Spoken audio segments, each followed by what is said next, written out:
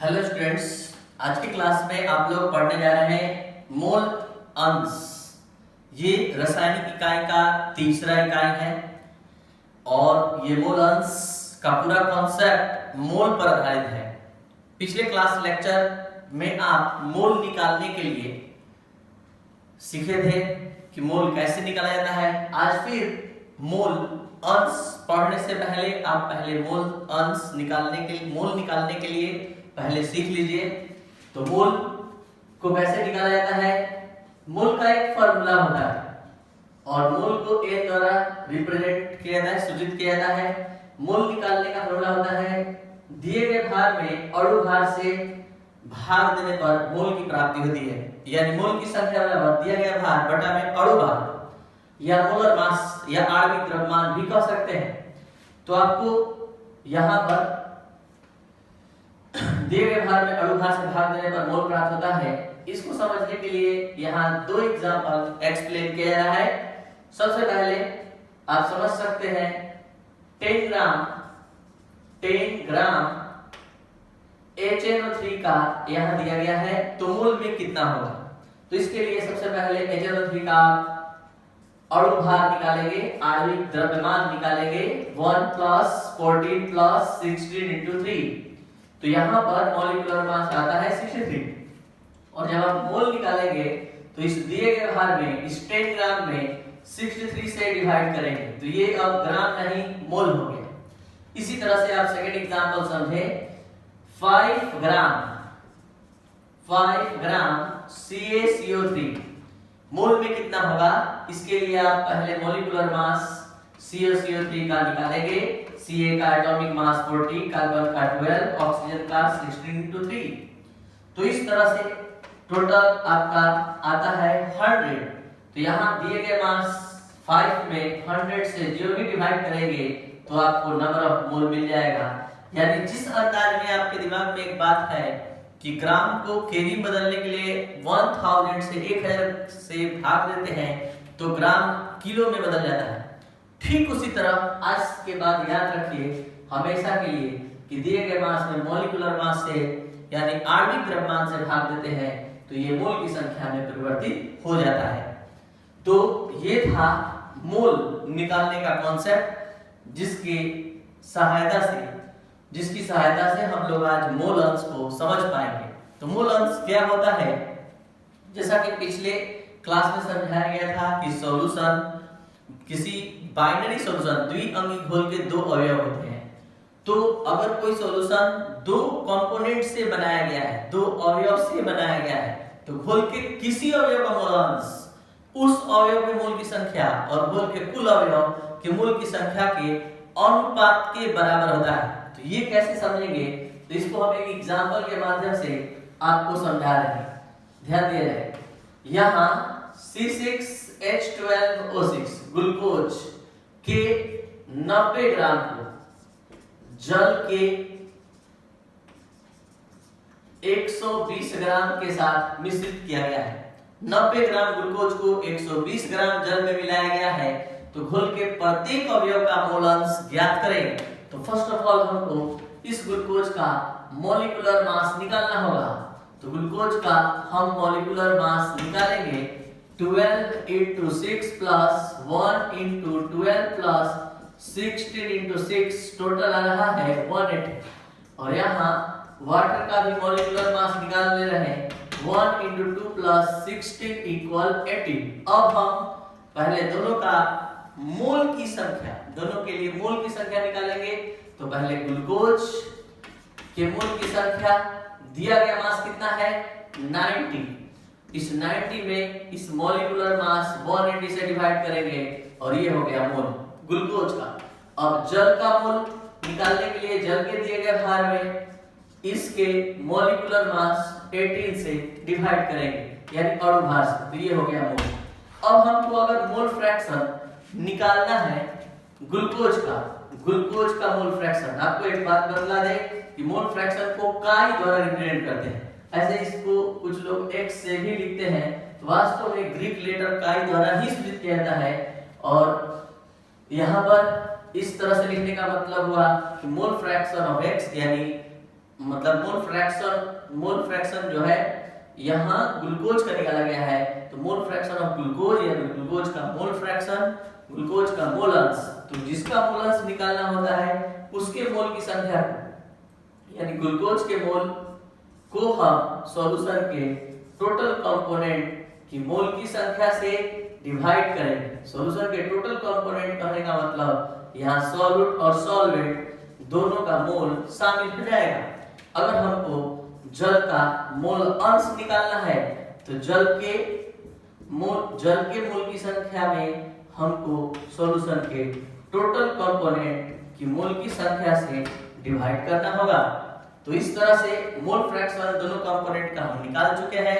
आप देख सकते हैं या फिर समझ सकते हैं इस कैलकुलेशन को देखते हुए इस मोल अंश के परिभाषा को कि घोल के किसी अवयव का मोल अंश उस अवयव के मोल की संख्या और घोल के कुल अवयव के मोल की संख्या के अनुपात के बराबर होता है।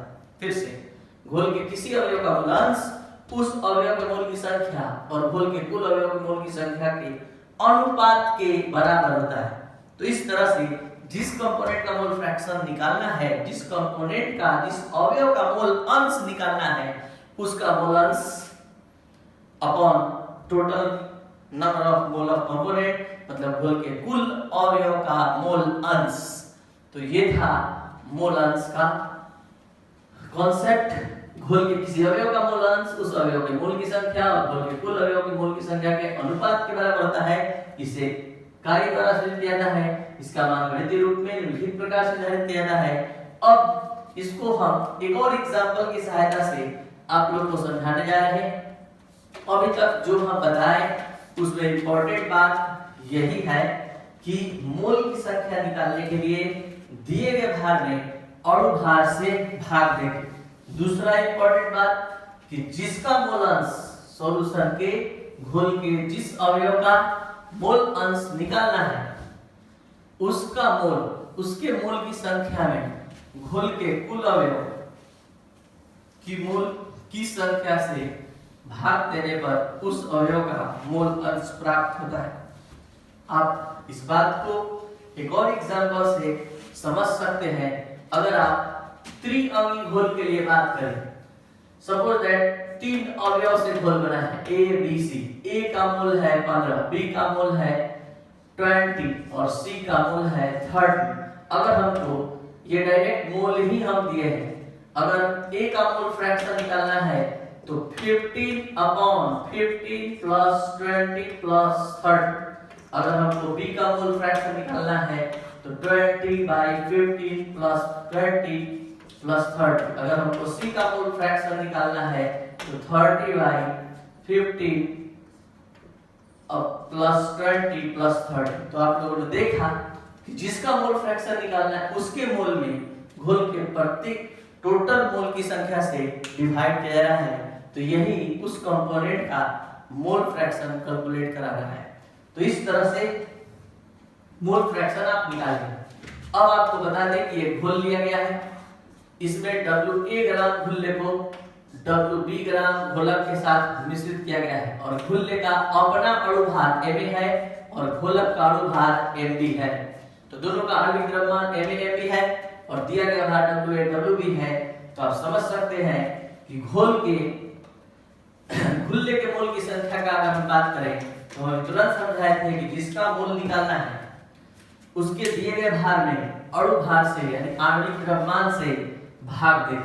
तो यहाँ आणविक द्रव्यमान से भाग देते हुए हम मोल की संख्या निकालेंगे। तो घुल्ले के मोल की संख्या को निकालने के लिए घुल्ले के दिए गए भार में यानी कि WA में अणु भार से भाग देते। तो यहाँ लिखा हुआ है माना कि WA ग्राम घुल्ले को WB ग्राम घोलक में मिश्रित किया जाता है और घुल्ले और घोलक का अणु भार क्रमशः Ma और Mb है।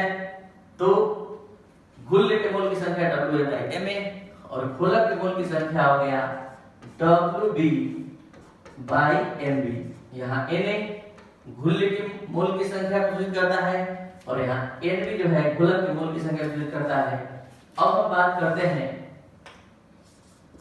घुल्ले के मोल अंश की। घुल्ले का मोल अंश, घुल्ले का मोल अंश निकालना है तो घुलने के मोल अंश को XA द्वारा सूचित किया जाएगा।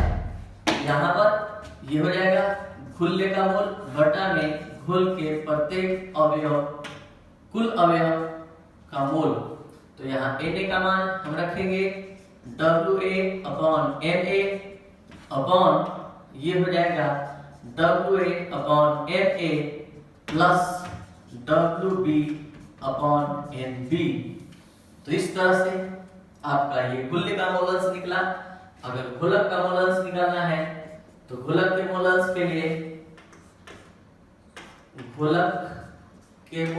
के लिए क्या करेंगे, तो घुलक का मोल अंश तो घुलक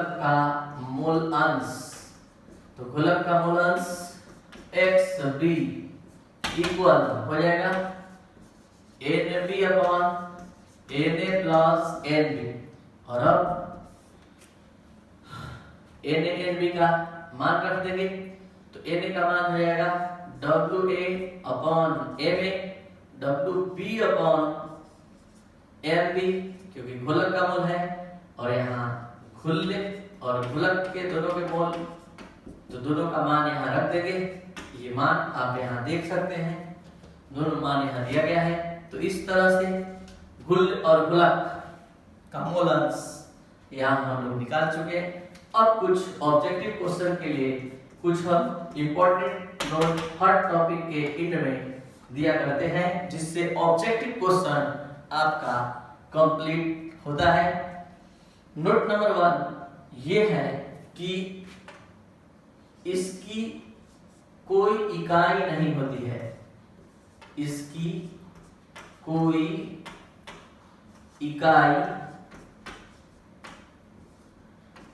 नहीं होती है, यानी मोल अंश की कोई इकाई नहीं होती है।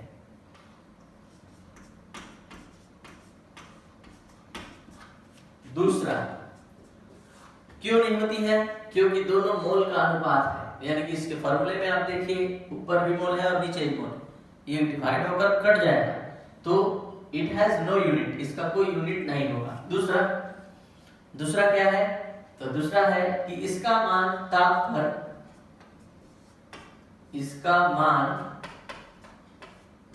पर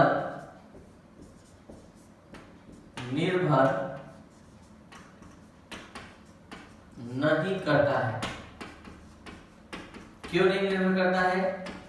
क्योंकि हम पिछले क्लास में मोलरता और मोललता पढ़ाते समय बताए थे कि मोलरता का मान ताप पर निर्भर करता है और मोललता का मान ताप पर निर्भर नहीं करता है, और मोल अंश में बता रहे हैं कि इसका मान भी ताप पर निर्भर नहीं करता है, क्योंकि ताप पर वही रासायनिक इकाई निर्भर करेगा जिसके फॉर्मूले में वॉल्यूम आयतन टर्म आएगा। आयतन, क्योंकि बताए थे चार्ल्स के नियम के अनुसार नियत ताप पर आयतन ताप के समानुपाती होता है।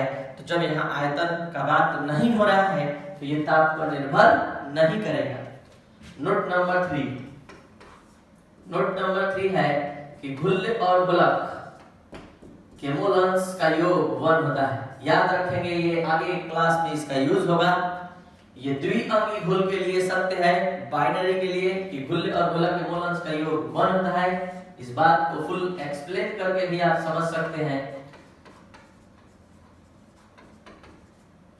XA प्लस XB, यहां हम LHS लेते हैं। XA का मान बताइए Na upon Na plus NB, यहां से, और XB का मान बताइए NB upon Na plus NB, और इस तरह से Na प्लस NB कैंसिल हो गया और आ गया 1। तो अगर कहीं XA का मान 0.3 है और XB का मान निकालना है तो आप 1 में से घटा देंगे तो XB का मान आ जाएगा 0.7। अगर इसका मान 0.6 है तो इसका मान हो जाएगा 0.4, क्योंकि दोनों के मोल फ्रैक्शन का योग 1 है। तो इस तरह से यहाँ नोट नंबर 3 कंप्लीट हुआ। नोट नंबर 4, घुल्ले और घुलक के मोल अंश का अनुपात हमेशा घुल्ल और घुलक के मोल के अनुपात के बराबर होता है। तो यहाँ घुल्ल और घुलक का मोलंश, ये घुल्ल और घुलक का मोल हो गया। अब इसको प्रूफ कर रहे हैं कैसे, तो इसके लिए चलते हैं LHS लेकर पहले x से अपॉन xb। x का मान आप देख रहे हैं Na upon Na plus Nb और Nb upon Na plus Nb। और अब ये कट कर फाइनल होगा, कैंसिल होगा, कितना रहा है XA upon XB equal Na upon Nb, यानी घुल्ल और घुलक के मोल अंश का अनुपात सदैव घुल्ल और घुलक के मोल के अनुपात के बराबर होता है। तो ये था आपका आज का क्लास। उम्मीद है कि आप लोग को ये क्लास आज का अच्छी तरह समझ में आया होगा। अगर कोई सुझाव या किसी भी तरह का कोई प्रॉब्लम हो, आप जरूर हमको किसी भी माध्यम से व्हाट्सएप या कमेंट या किसी तरह से भी आप बताएं। अब हमारा प्रयास होगा कि हम अपने वीडियो लेक्चर के माध्यम से आप लोग को फुल्ली सेटिस्फाइड कर पाएंगे।